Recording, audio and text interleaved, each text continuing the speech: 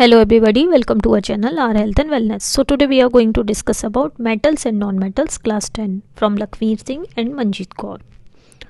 लगभग हम 115 chemical elements हैं जिनको हम जानते हैं.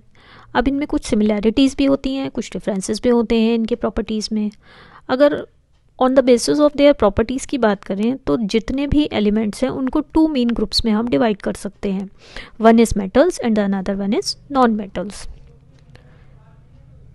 मेटल्स में डिटेल में डिस्कस करने से पहले कुछ ऐसी चीज़ें जान लेना ज़रूरी है जो टर्म्स हम मेटल्स में उनके कॉन्टेक्स्ट में यूज़ करते हैं.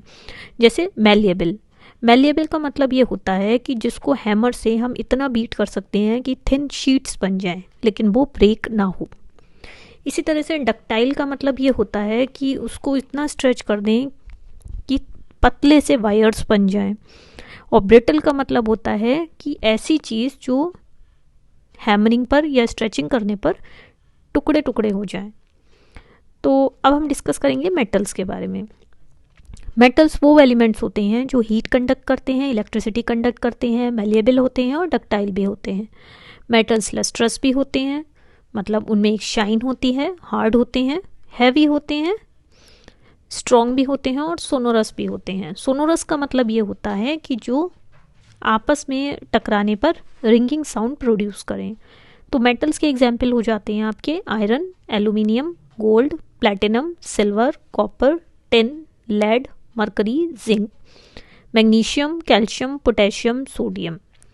तो ज़्यादातर जो हम मेटल्स के बारे में जानते हैं, जो एलिमेंट्स के बारे में जानते हैं, वो मेटल्स होते हैं. सारे ही मेटल्स सॉलिड होते हैं with the exception of mercury, जो कि एक ऐसा मेटल है जो लिक्विड स्टेट में एग्जिस्ट करता है. जब केमिकल रिएक्शंस होती हैं तो मेटल्स पॉजिटिव आयंस फॉर्म करते हैं. पॉजिटिव आयन कब बनता है? जब मेटल्स इलेक्ट्रॉन्स को लूज करते हैं या इलेक्ट्रॉन्स दे देते हैं. तो मेटल्स को हम ये कह सकते हैं कि ऐसे एलिमेंट्स होते हैं जो पॉजिटिव आयंस बनाते हैं बाय लूजिंग इलेक्ट्रॉन्स. लेकिन इसमें एक एक्सेप्शन हो जाता है, that is hydrogen. For example, जैसे एल्यूमिनियम की बात करें तो एल्यूमिनियम ऐसा मेटल है जो पॉजिटिवली चार्ज एल्यूमिनियम आयंस बनाता है by losing electrons. Metals electropositive elements होते हैं because they can form positive ions by losing electrons. Metals को हम बहुत ही वाइडली यूज़ करते हैं अपनी डेली लाइफ में, बहुत ज़्यादा पर्पसेस के लिए यूज़ करते हैं.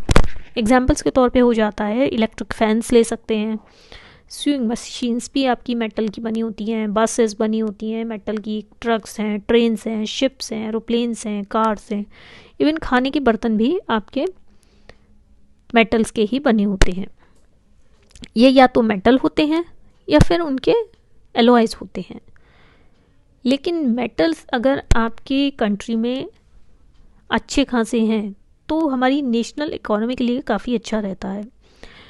तो अब हम बात करेंगे most abundant metal in the earth crust. हमारी अर्थ की क्रस्ट में सबसे ज़्यादा अबंडेंट मेटल कौन सा है? तो वो है एल्यूमिनियम. एल्यूमिनियम लगभग हमारी अर्थ क्रस्ट का 7% कॉन्स्टिट्यूट करता है. सेकेंड मोस्ट अबंडेंट मेटल की बात करें तो वो है आयरन, जो कि लगभग हमारी अर्थ का 4% कॉन्स्टिट्यूट करता है. तो फर्स्ट नंबर पे आ जाता है aluminium and the second one is iron, metals की बात करें. और इसके बाद आ जाते हैं आपके calcium, sodium, potassium and magnesium. मतलब नंबर 1 पे आ जाता है आपका एल्यूमिनियम, सेकंड नंबर पे आ जाता है आयरन, थर्ड नंबर पे कैल्शियम, फोर्थ पे सोडियम, फिफ्थ पे potassium and the sixth one is magnesium. So अब हम बात करेंगे नॉन मेटल्स की. नॉन मेटल्स वो एलिमेंट्स होते हैं जो हीट और इलेक्ट्रिसिटी को कंडक्ट नहीं करते हैं, ना ही मैलिएबल होते हैं और ना ही डक्टाइल होते हैं. ये ब्रिटल होते हैं.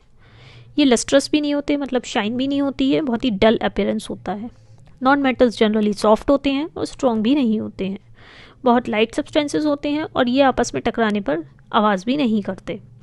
तो एग्जाम्पल्स की बात करें तो नॉन मेटल्स के एग्जाम्पल हो जाते हैं आपके sulphur, carbon, silicon, phosphorus, oxygen, nitrogen, chlorine, hydrogen, bromine, iodine, neon, argon and helium. Carbon की 2 एलोट्रोपिक फॉर्म्स प्रेजेंट होती हैं, डायमंड एंड ग्रेफाइट, और ये दोनों भी नॉन मेटल्स ही हैं.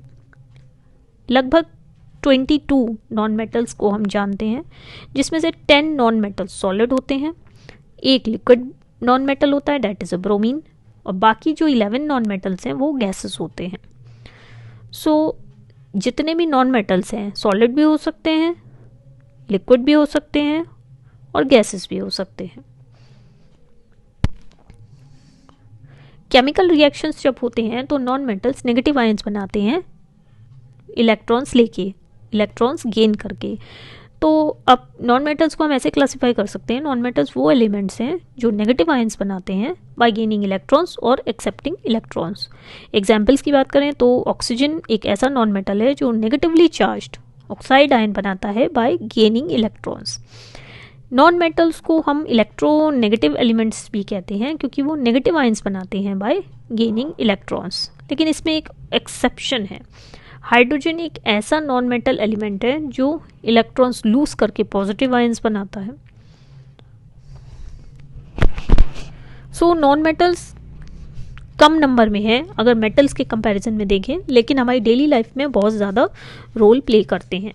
लाइफ पॉसिबल ही नहीं होती अगर नॉन मेटल्स हमारे अर्थ में नहीं होते। फॉर एग्जांपल कार्बन एक बहुत ही इंपॉर्टेंट नॉन मेटल है क्योंकि सारी लाइफ अर्थ पर कार्बन कंपाउंड्स पर ही बेस्ड है, क्योंकि कार्बन कंपाउंड्स हमारे प्रोटीन्स में प्रेजेंट होते हैं, कार्बोहाइड्रेट्स में प्रेजेंट होते हैं, वाइटामिन्स में प्रेजेंट होते हैं, फैट्स में प्रेजेंट हैं, आपके एंजाइम्स में भी प्रेजेंट हैं, और ये सारे ही कंपाउंड्स आपकी ग्रोथ और डेवलपमेंट के लिए बहुत ज़रूरी हैं। दूसरा नॉन मेटल आ जाता है आपका ऑक्सीजन। ऑक्सीजन भी इम्पॉर्टेंट है for the existence of life, क्योंकि ऑक्सीजन गैस की प्रेजेंस की वजह से ही लाइफ सस्टेन हो पाती है, लाइफ मेंटेन हो पाती है। जो आपके फ्यूल्स बर्न होते हैं उनका कंबशन होता है, उसके लिए भी ऑक्सीजन की ज़रूरत पड़ती है क्योंकि वो एनर्जी प्रोवाइड करती है। एक नॉन मेटल आ जाता है आपका नाइट्रोजन, जो कि एक इनर्ट गैसियस नॉन मेटल है, लेकिन उसकी प्रेजेंस जब एयर में होती है तो रेट ऑफ कंबशन को कम कर देती है और एयर को सेफ बना देती है। नेक्स्ट नॉन मेटल है सल्फर, जो कि बहुत ही सब्सटेंसेस हैं जिनमें प्रेजेंट होता है, चाहे वो प्लांट्स हो या एनिमल्स हो। फॉर एग्जाम्पल सल्फर प्रेजेंट होता है हेयर्स में, गार्लिक में, वूल में, अनियन में। नॉन मेटल्स को कई बार ज़रूरत पड़ती है फर्टिलाइजर्स बनाने में, एसिड्स बनाने में, एक्सप्लोसिव्स बनाने में, फंगिसाइड्स बनाने में, वेजिटेबल घी बनाने में। अब most abundant non metal in the earth crust की बात करें तो वो है ऑक्सीजन, जो कि लगभग 50% ऑफ अर्थ क्रस्ट को कॉन्स्टिट्यूट करता है। Second most abundant non metal आ जाता है सिलिकॉन, जो कि लगभग 26% ऑफ अर्थ क्रस्ट को कॉन्स्टिट्यूट करता है। इसके बाद आ जाते हैं आपके फॉस्फोरस एंड सल्फर। तो अगर हम देखें तो नंबर 1 पे नॉन मेटल आ जाता है ऑक्सीजन, सेकंड नंबर पे आ जाता है सिलिकॉन, थर्ड नंबर पे आ जाता है phosphorus and the fourth one is sulphur. लगभग नॉन मेटल काफ़ी छोटे होते हैं नंबर में, लगभग 22 ही हैं, लेकिन हमारी अर्थ के काफ़ी मेजर कॉन्स्टिट्यूएंट्स हैं, हमारे एयर के भी मेजर कॉन्स्टिट्यूएंट्स हैं और ओशंस के भी मेजर कॉन्स्टिट्यूएंट्स हैं।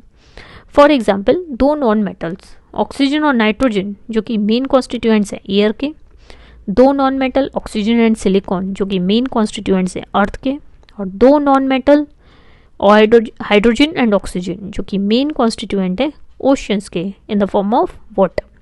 नेक्स्ट वन नॉन मेटल है क्लोरीन, जो कि मेटल क्लोराइड्स की फॉर्म में हमारे ओशंस में भी प्रेजेंट होता है। सारे ही मेटल्स के सिमिलर प्रॉपर्टीज़ होते हैं और सारे ही नॉन मेटल के सिमिलर प्रॉपर्टीज़ होते हैं, लेकिन जो प्रॉपर्टीज़ नॉन मेटल के होते हैं वो मेटल के अपोजिट होते हैं। So that's all for the day. Thank you so much.